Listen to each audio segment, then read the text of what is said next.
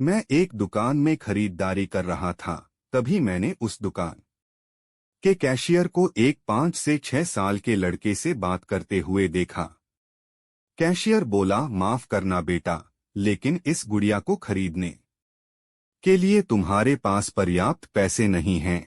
फिर उस छोटे से लड़के ने मेरी ओर मुड़कर मुझसे पूछा, अंकल, क्या आपको भी यही लगता है कि मेरे पास पूरे पैसे नहीं हैं? मैंने उसके पैसे गिने और उससे कहा, हाँ बेटे, यह सच है कि तुम्हारे पास इस गुड़िया को डोट खरीदने के लिए पूरे पैसे नहीं हैं। वह नन्हा सा लड़का अभी भी अपने हाथों में गुड़िया थामे हुए खड़ा था। मुझसे रहा नहीं गया।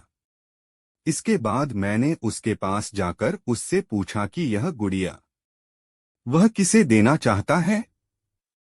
इस पर उसने उत्तर दिया कि यह वो गुड़िया है जो उसकी बहन को बहुत प्यारी है और वह इसे उसके जन्मदिन के लिए उपहार में देना चाहता है। यह गुड़िया पहले मुझे मेरी मम्मी को देना है, जो कि बाद में जाकर मेरी बहन को दे देंगी। यह कहते कहते उसकी आंखें नम हो आई थीं।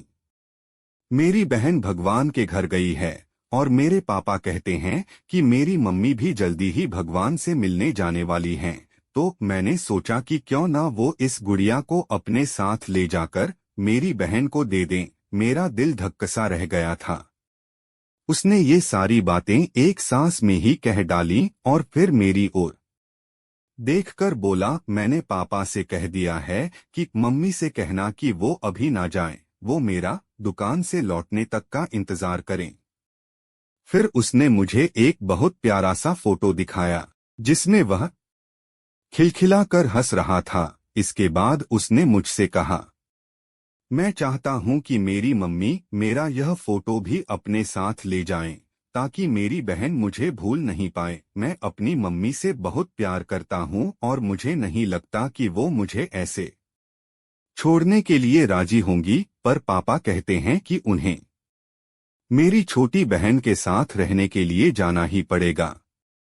इसके बाद फिर से उसने उस गुड़िया को गमगीन आंखों से खामोशी से देखा। मेरे हाथ जल्दी से अपने बटुए पर्स तक पहुंचे और मैंने उससे कहा, चलो एक बार और गिनती करके देखते हैं कि तुम्हारे पास गुड़िया के लिए पर्याप्त पैसे हैं या नहीं। उसने कहा, ठीक है, पर मुझे लगता है मेरे पास पूरे पैसे हैं।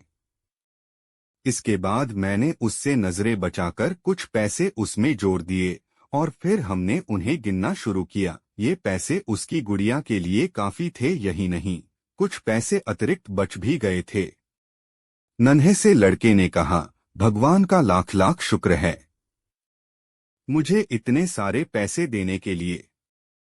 फिर उसने मेरी ओर देख कर कहा कि मैंने कल रात सोने से पहले भगवान से प्रार्थना की थी कि मुझे इस गुड़िया को खरीदने के लिए पैसे दे देना, ताकि मम्मी इसे मेरी बहन को दे सकें, और भगवान ने मेरी बात सुन ली। इसके अलावा मुझे मम्मी के लिए एक सफेद गुलाब खरीदने के लिए भी पैसे चाहिए थे, पर मैं भगवान से इतने ज्यादा पैसे मांगने की हिम्मत नहीं कर पाया था। पर भगवान ने तो मुझे इतने पैसे दे दिए हैं कि अब मैं गुड़िया के साथ साथ एक सफेद गुलाब भी खरीद सकता हूँ। मेरी मम्मी को सफेद गुलाब बहुत पसंद हैं। फिर हम वहां से निकल गए। मैं अपने दिमाग से उस छोटे से लड़के को निकाल नहीं पा रहा था। फिर मुझे 2 दिन पहले स्थानीय समाचार पत्र में छपी एक घटना याद आ गई, जिसमें एक शराबी ट्रक ड्राइवर के बारे में लिखा था, जिसने नशे की हालत में मोबाइल फोन पर बात करते हुए एक कार चालक महिला की कार को टक्कर मार दी थी, जिसमें उसकी 3 साल की बेटी की घटनास्थल पर ही मृत्यु हो गई थी और वह महिला कोमा में चली गई थी। अब एक महत्वपूर्ण निर्णय उस परिवार को ये लेना था कि उस महिला को जीवन रक्षक मशीन पर बनाए रखना है अथवा नहीं, क्योंकि वह कोमा से बाहर आकर स्वस्थ हो सकने की अवस्था में नहीं थी। क्या वह परिवार इसी छोटे लड़के का ही था? मेरा मन रोम रोम कांप उठा। मेरी उस नन्हे लड़के के साथ हुई मुलाकात के 2 दिनों बाद मैंने अखबार में पढ़ा कि उस महिला को बचाया नहीं जा सका। मैं अपने आप को रोक नहीं सका और अखबार में दिए पते पर जा पहुंचा, जहां उस महिला को अंतिम दर्शन के लिए रखा गया था। वह महिला श्वेत धवल कपड़ों में थी, अपने हाथ में एक सफेद गुलाब और उस छोटे से लड़के का वह फोटो लिए हुए, और उसके सीने पर रखी हुई थी वही गुड़िया। मेरी आंखें नम हो गई। मैं नम आंखें लेकर वहां से लौटा। उस नन्हे से लड़के का अपनी माँ और उसकी बहन के लिए जो प्यार था, वह शब्दों में बयान करना मुश्किल है। और ऐसे में एक शराबी चालक ने अपनी घोर लापरवाही से क्षण भर में उस लड़के से उसका सब कुछ छीन लिया था।